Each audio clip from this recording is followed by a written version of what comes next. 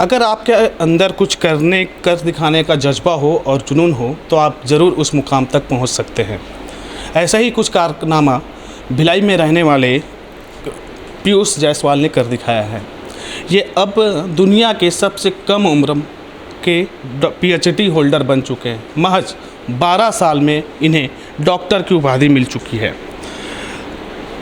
ये आप मेरे पीछे देख रहे हैं, ये पीयूष जायसवाल है, जिन्हें अब पूरी दुनिया मास्टर डॉक्टर के नाम से जानेगी। मतलब महज 12 साल की उम्र में इन्हें पीएचडी की उपाधि मिल चुकी है।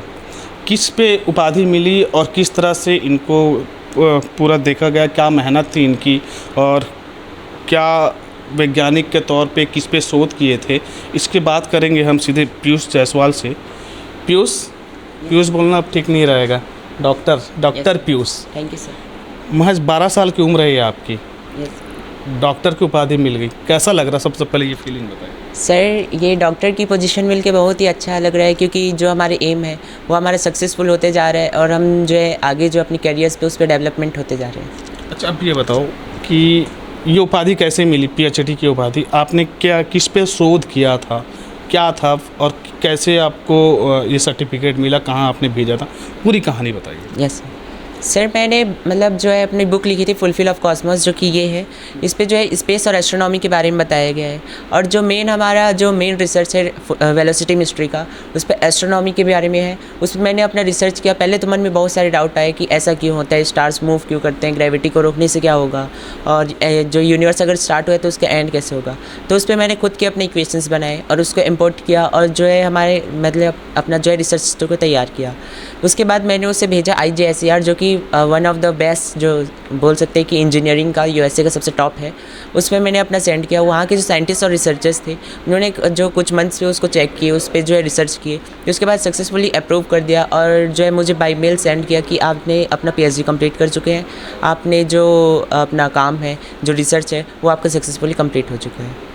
ये मतलब आपकी उम्र तो अभी बहुत कम है, बहुत कम उम्र में आप ये ब्रह्मांड को समझने, उस पर शोध करने का मतलब ख्याल कैसे आया? क्या थी बचपन से आपके, कैसे था, क्या उसी पे शोध करना था, क्या दिमाग में चला? सर, जैसे हम जानते हैं कि हम लोग जब भी स्पेस पे देखते हैं रात को, तो अभी कैसे होता है कि अभी तो पूरा पॉल्यूशन है, लेकिन उससे पहले जब हम देखा करते थे तब पूरे जो स्टार्स हैं हमारे, जो जितने मून जो है एकदम शाइनी दिखता था, स्टार्स जो थे, कॉमेट्स थे, वो सब दिखते रहते हैं। और इसी टाइप के जो हमारे स्पेस के बारे में जानने की इच्छा हुई कि मतलब माइंड पे आया कि इसके बारे में कुछ तो रिसर्च होगा या फिर कुछ तो बचा होगा जो हम रिसर्च कर सकते हैं। तो माइंड पे आया कि कुछ भी इम्पॉसिबल नहीं है इस यूनिवर्स पे, और जो मतलब माइंड पे आया कि हमें ये करना चाहिए, उसको मैंने इनपुट किया और धीरे धीरे अपना काम करना चालू कर दिया।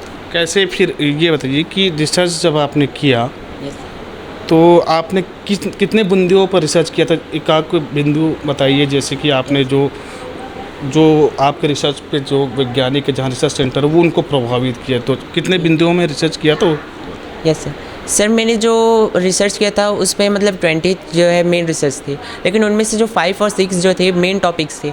जैसे पहला कि ग्रेविटेशनल इम्पैक्शन कैसे होता है, ग्रेविटेशनल एक्सप्लोरेशन कैसे होता है। तीसरा, हम टाइम को कैसे रोक सकते हैं। चौथा, जो हमारे यूनिवर्स है उस पर कुछ भी चीज़ प्रेजेंट नहीं है, everything is imagination and we are just a imagination we are thought about. और जो हमारे और एक रिसर्च है उसमें बताते हैं कि किस तरह से हम लोग टाइम के साथ आगे चलें, हम लोग टाइम के पीछे कैसे जा सकते हैं, टाइम के आगे कैसे जा सकते हैं, उसमें मशीनरी कैसे यूज़ होगी, उस पर इक्वेशंस कैसे यूज़फुल होंगे। आपने ये भी एक लिखा है कि अपने शोध में, जो आपने बुक है, कि एक ना एक दिन पूरा ब्रह्मांड खत्म हो जाएगा। इस पर किस तरह से शोध किया? सर, ये जो ग्रेविटी इन्फ्लेशन है वो एक ऐसा जो है रिसोर्स है जिसमें हम लोग ग्रेविटी को कम या ज़्यादा करके, जो मतलब पहले कहा जाता था कि ग्रेविटी जो है कांस्टेंट होता है, लेकिन जो हमारे अभी के जो न्यूली फाउंडेड जो स्ट्रक्चर्स हैं उस पर साइंटिस्ट ने बताया कि ग्रेविटी जो है यूनिवर्सल नहीं होता, ग्रेविटी जो है चेंजेबल होता है। और अगर वो चेंजेबल फॉर्म अगर जितना होना चाहिए उससे 1 पॉइंट ज़्यादा या कम हो गया तो जो उसका मैग्नेटिक फील्ड है और जो स्टेलर जो फील्ड्स है वो सब एक बार में एंड हो गया, तो सर इस यूनिवर्स पे कुछ नहीं बचेगा। आपने जब अपना शोध का जो बुक था जब मेल किया था रिसर्च सेंटर को, यस सर, तो वहाँ से क्या लिख के क्या आया? थोड़ी ये बताएंगे, क्या लिख के आया? आपको PhD अप्रूव कर दिए, उसके बाद वैज्ञानिक के लिए क्या था? सर, जैसे ही मैंने सेंड किया तो उसके बाद उन्होंने अपना रिप्लाई मेल भेजा कुछ टाइम के बाद कि आपका जो रिसर्च है वो चालू हो चुका है और इस पे हम लोग सक्सेसफुली अप्रूवल दे रहे हैं। फिर उसके बाद कुछ मंथ्स बाद ऐसा रिप्लाई आया कि आपने जो है आपका जो रिसर्च है वो पूरी तरह से सक्सेसफुल है और ये पूरा जो है रियलिटी है कि हम लोग इसको लगा के फिज़िक्स पे अपने जो लॉ इम्प्लीमेंटेशन कर सकते हैं, एस्ट्रोनॉमी पे अपना लॉ इम्प्लीमेंटेशन कर सकते हैं।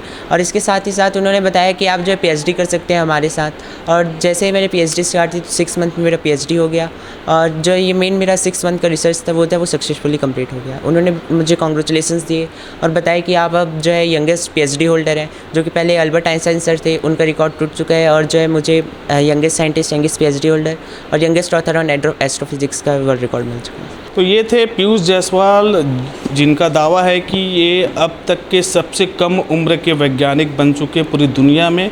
इन्होंने ब्रह्मांड पर शोध किया है और देश की जानी मानी रिसर्च सेंटर ने इनको PhD की उपाधि दी है। अब ये डॉक्टर पीयूष जायसवाल बन चुके हैं और अब इसे वैज्ञानिक के तौर पे इनको जाना जाएगा।